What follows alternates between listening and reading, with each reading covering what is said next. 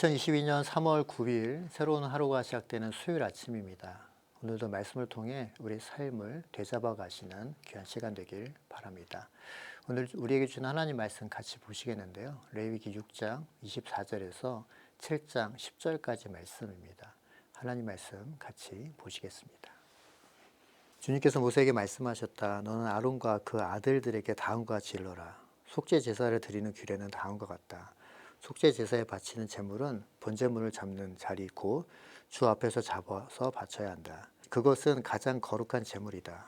제물을 가져온 사람의 죄를 속하여 주려고 제사를 드리는 제사장이 그 제물을 먹는다.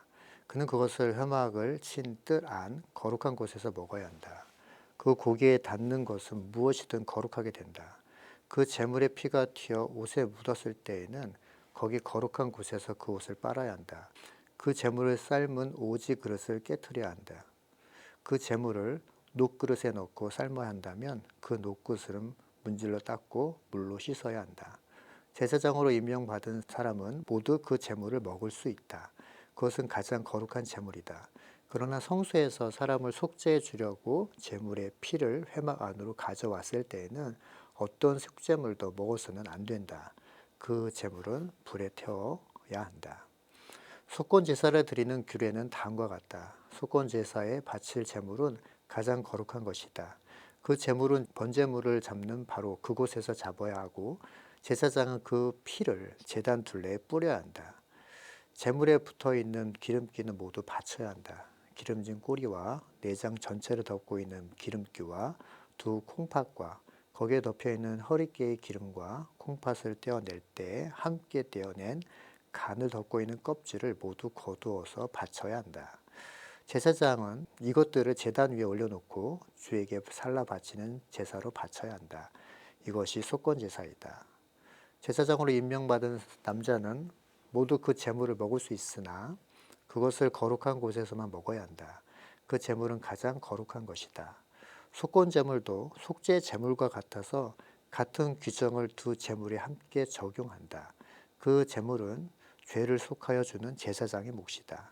어떤 사람의 번제를 맡아서 드린 제사장은 번제물에서 벗겨낸 가죽을 자기 몫으로 차지한다.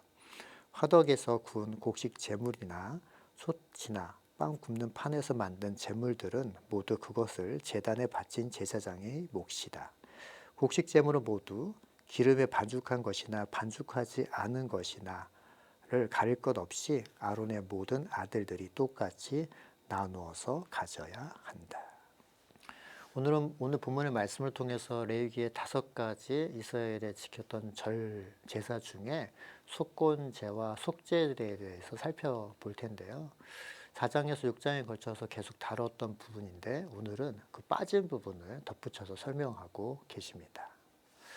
속죄제는 개인의 무지로 인해서 잘못을 인정하는 그 죄를 용서받기 위한 제사라고 말씀드릴 수 있는데요.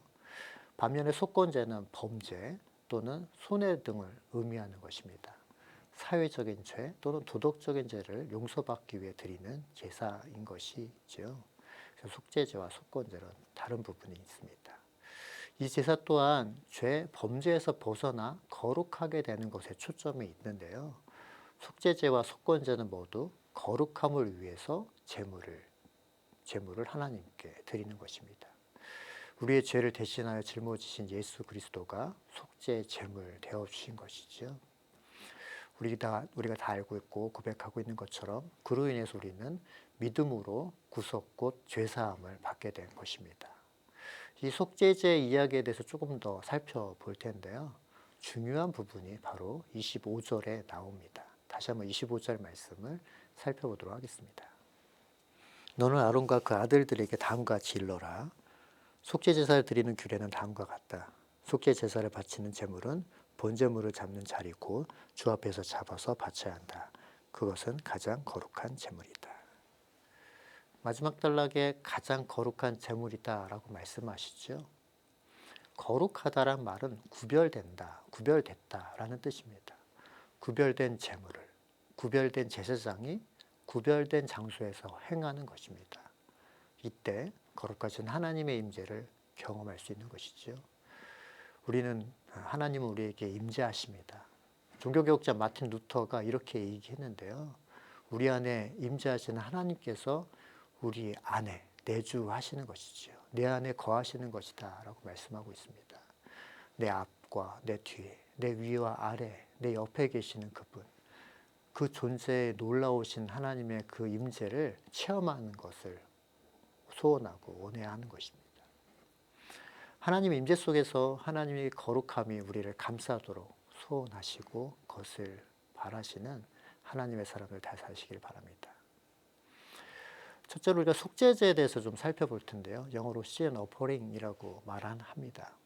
오늘 본문의 말씀 30절에 보면 그 표현이 되어 있는데요. 30절 말씀도 우리 같이 한번 보도록 하겠습니다. 그러나 성소에서 사람을 속죄해 주려고 제물의 피를 회막 안에 가져왔을 때에는 어떤 속죄물도 먹어서는 안 된다. 그 제물은 불에 태워야 한다. 이때 제사장과 온 회중을 위해서 속죄하는 것이기 때문에 이때는 어떤 것도 먹어서는 안 된다라고 성경에서 말씀하고 계십니다. 이것은 오직 하나님께만 드리는 것이 되어야 되기 때문에 그런 것이죠.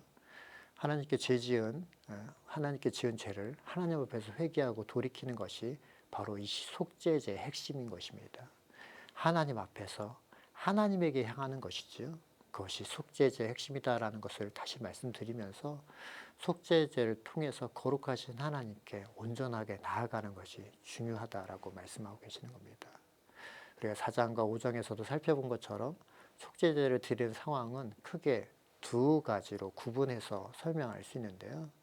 첫 번째는 바로 부지 중에 하나님의 금령, 하나님의 명령을 어겼던 것을 깨달았을 때 하나님께 나아가 드리는 제사이고요.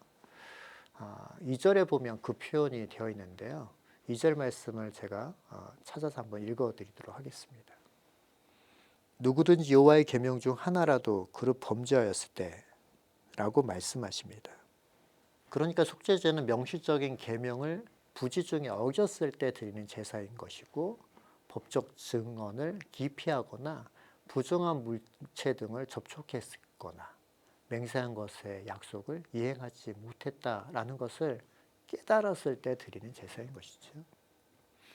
오늘 우리가 나누고 있는 속죄제와 속건제는 번제와 화목제처럼 피를 흘림으로 드리는 제사입니다. 피 흘림이 있다라는 것은 그것은 바로 죄의 대가를 지불했다라는 것입니다. 피 흘림은 바로 희생인 것이죠. 대신 죽음이 있어야 우리의 죄가 정결케 될 수 있다라고 말씀하시는 겁니다. 다시 말씀드리지만 아무리 강조해도 지나침이 없는 말인데요.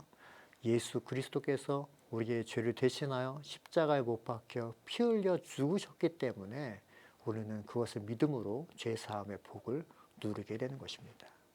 우리는 그러한 믿음의 삶을 사는 하나님의 사람들인 것이죠. 두 번째 우리가 살펴보고자 하는 것은 바로 속건제에 대한, 제사에 대한 이야기입니다.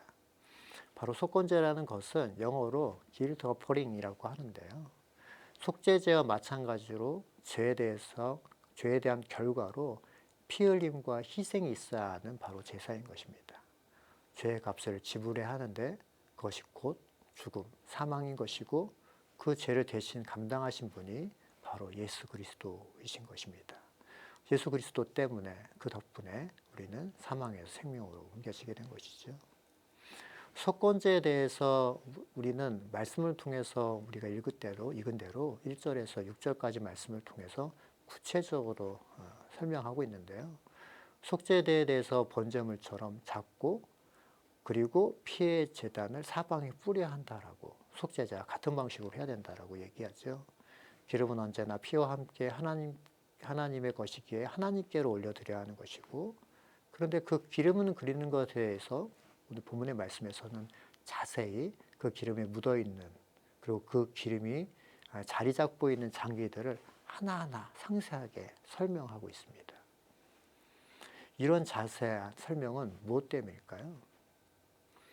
속건 제사에서 중요한 것은 바로 실천하는 것, 구체적으로 실천하는 것에 방점이 있습니다. 그리스도인들이 하늘에 속한 사람들이잖아요. 동시에 이 세상에서 살아가는 사람들이기도 합니다. 저와 여러분 이 세상에서 살아가는 하나님의 사람인 것이죠. 속건제의 깊은 의미는 주 안에서 말씀대로 순종하며 성결한 삶을 살아가기 위해 노력하는 것입니다. 하나님의 사람으로서 이 땅 가운데서 책임 있는 자리에 서 있는 그것이 바로 속건제의 중요한 깊은 의미인 것이죠. 최선을 다해 말씀을 실천하고 노력해 하는 것이 중요한 것입니다. 영혼 없는 몸이 죽은 것처럼 행함이 없는 믿음은 죽은 것이기 때문에 그렇죠. 그리고 오늘 본문의 말씀을 통해서 끝으로 속건제와 속죄제에 대해서 이야기하고 있는 부분이 있는데요. 7절에서 10절까지 말씀을 통해서 속건제와 속죄제에 대해서 제사장에게 돌아가야 될 부분에 대해서 설명하고 있습니다. 이렇게 소제물로 드리고 난 다음에 남은 부분을 익은 것은 집례하는 제사장이 가져가고 익히지 않은 것은 아론의 집 제사장들이 나눠 갖게 했습니다. 제사장은 하나님에 대한 백성의 보상으로 생계를 유지하였고, 제사장들은 재물을 쌓아두는 대신 제때 공급하시는, 때를 따라 공급하시는 하나님만을 의지하며 살도록 하셨던 것이죠. 그리고 다른 제사장과 더불어 같이 그것을 나누며 살게 하셨습니다. 오늘 말씀을 정리하면서 우리의 삶이 말씀에 따라 주의 뜻을 이루어가는 그런 하루 되시길 예수님의 이름으로 축원합니다. 기도하겠습니다. 하나님, 오늘 본문 말씀을 통해서 속죄제와 속건제에 대해서 같이 말씀을 나눴습니다. 우리의 죄로 인하여 하나님께 나아갈 수 없는데 이 죄를 해결하기 위해서 희생제물 대신 예수 그리스도를 더 깊이 묵상하는 이 아침 되기를 소원합니다. 그리고 하나님, 이제 하나님 나아갈 수 있는 그 길이 예수 그리스도로 말미암아 열려 있기에 우리 또한 이 세상과 하나님을 연결하는 그런 하나님의 축복의 통로로 사용되어지는 귀한 하루 되기를 소원합니다. 그렇게 역사하실 하나님을 기대하고 소망하며 살아계신 예수님의 이름으로 감사하며 기도드립니다. 아멘.